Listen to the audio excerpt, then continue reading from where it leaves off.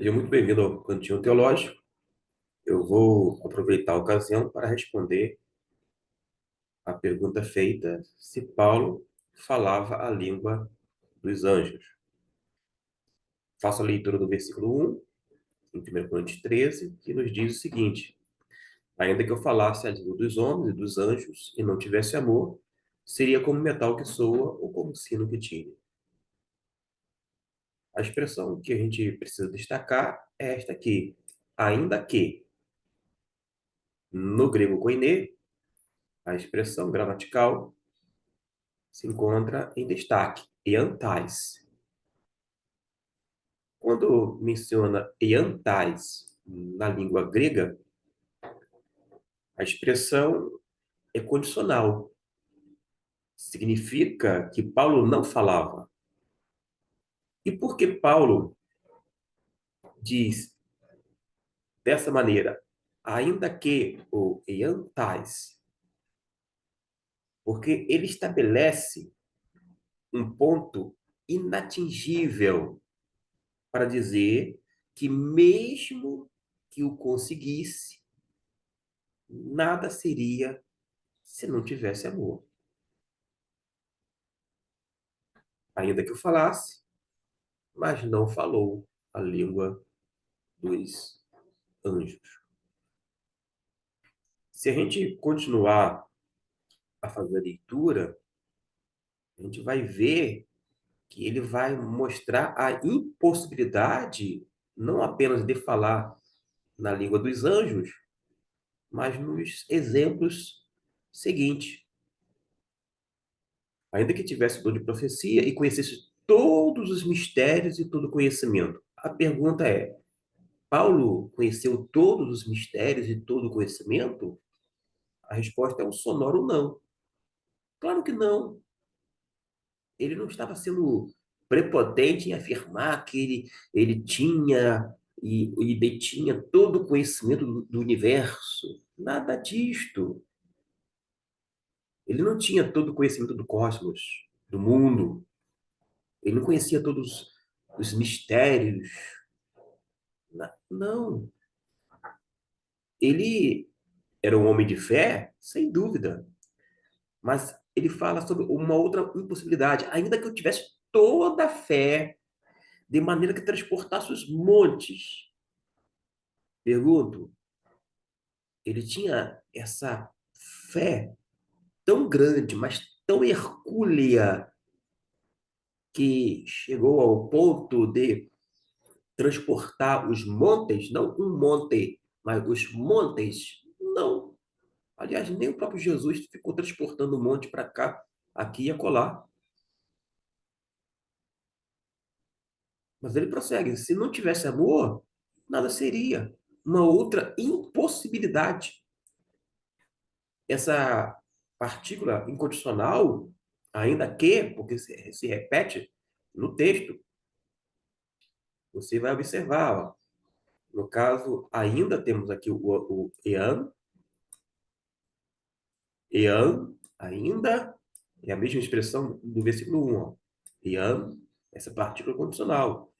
Ean, kai, ean, ou seja, são várias expressões que Paulo vai mostrar para a gente da impossibilidade. Ainda que distribuísse toda a fortuna para o sustento dos pobres, Paulo não tinha essa fortuna toda, porque ele está dando um caso impossível, mas para mostrar que, ainda que ele tivesse, mas ele não tinha essa fortuna toda. Ainda que ele entregasse o corpo dele para ser queimado, se ele fizesse isto, nada disso teria proveito para o próprio apóstolo Paulo. Então, o que o apóstolo está dizendo? O apóstolo Paulo, do versículo 1 até o versículo de número 3, com a expressão eian, ele está dizendo, essa expressão aqui, ainda, que no grego eu já destaquei, que é eian, ele está mostrando a conjunção que é justamente uma condicional. significava que Paulo não falava. E isso fica evidente quando a gente lê os 3 versículos, porque, de fato, Paulo não conheceu todos os mistérios, não teve todo o conhecimento do mundo, tampouco transportou os montes, muito menos tinha toda essa fortuna para sustentar todos os pobres existentes de sua época, tampouco ele entregou o seu corpo para ser queimado. Deste modo, Paulo também não falou em línguas dos anjos. Paulo falava muitas línguas. Sim, ele diz no capítulo 14, porque falo mais línguas do que todos vós. Paulo está dizendo que ele falava mais línguas. E a gente sabe perfeitamente que o campeão Paulo falava diversos idiomas. Paulo falava o hebraico. Jesus, quando apareceu na estrada de Damasco, fala em hebraico. Jesus conhece, Jesus não, estou me referindo ao Paulo, ele falava o aramaico, mas Paulo também falava o grego, quando ele estava lá diante do governante. O governador até ficou um tanto surpreso. Falas tu o grego? Paulo não titubeia e responde em grego, mas Paulo falava outros idiomas, até porque ele foi o missionário por excelência. Ele vai em várias regiões da época anunciando o evangelho, se comunicando, não apenas utilizando a língua oficial do Império Romano, que era o grego, utilizado naquele período, que seria hoje o equivalente ao inglês, mas ele vai convivendo com pessoas que falavam idiomas e dialetos diferentes. Quando ele fala, dou graças a meu Deus porque fala mais línguas do que todos vós, é porque ele realmente falava.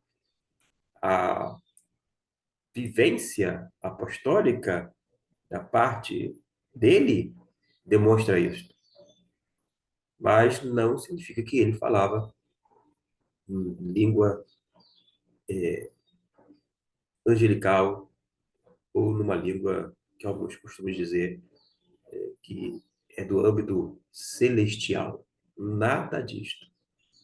Ainda que eu falasse a língua dos homens e dos anjos, se não tivesse amor, diz o apóstolo Paulo, nada seria.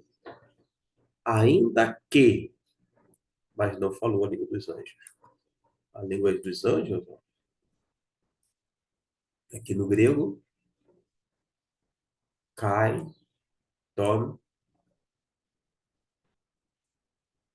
angelon. Kai, ton, angelon, ele não falou. Mas Paulo tinha amor. E graças a Deus por isso. O amor na vida de Paulo, principalmente pelos perdidos, foi algo patente. Estava visível diante dos homens. Porque o homem que outrora foi perseguidor da igreja, depois se converte a Cristo Jesus. Ele tem aquela consciência bem latente de que ele precisava pregar o evangelho. E ai de mim, disse ele, se não pregar o evangelho. Que testemunho maravilhoso nós temos do apóstolo Paulo. Mas, sem dúvida alguma, o apóstolo Paulo não falava em línguas angelicais, em língua dos anjos. Fiquemos com esta exposição simples, porém importante, para que a gente não saia por aí dizendo que Paulo falou em língua dos anjos. E não tenha pretensão de dizer que você fala a língua dos anjos. Porque todas as vezes que os anjos falaram com os homens aqui na terra, conforme a descrição bíblica, os anjos falaram na nossa própria língua, ou seja, em línguas humanas. Não faria sentido os anjos vir até a Abraão, como de fato veio, e falasse numa língua angelical para depois traduzir para Abraão. Não faria sentido falar para Jacó numa língua angelical e depois traduzir para Jacó, para que este pudesse entender. Não faria sentido o anjo falar numa língua angelical e, na sequência, ter que interpretar para que Maria pudesse entender que o que aconteceu com ela era uma ação ou obra do Espírito Santo.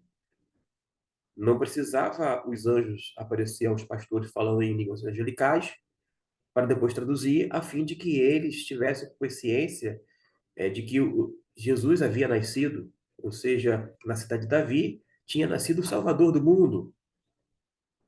Não teria razão para as pessoas, no caso, ouvirem uma língua angelical para depois serem traduzidas pelos anjos, no momento que os discípulos estavam olhando para cima, vendo Jesus subir para o Pai e ver o que estava sendo feito e, portanto, ouvir primeiro uma língua angelical, depois uma tradução feita pelos próprios anjos. Não, eles falaram em línguas compreensíveis, inteligíveis, dentro desse plano humano, e esses exemplos são suficientes para entendermos que os anjos, como servos, como mensageiros de Deus, sempre falaram em todas as suas missões aqui na Terra, língua que pudesse ser entendida pelas pessoas.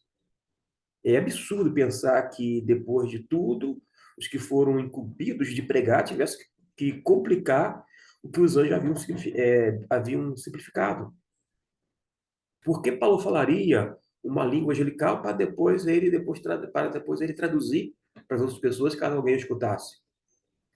Seria complicar aquilo que os próprios anjos, como mensageiros de Deus, simplificaram.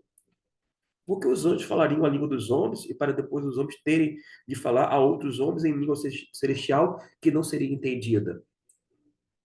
Porque algumas pessoas pegam carona numa interpretação mal feita do versículo 13, achando que deve falar numa língua angelical. Gente, não faz sentido, biblicamente falando.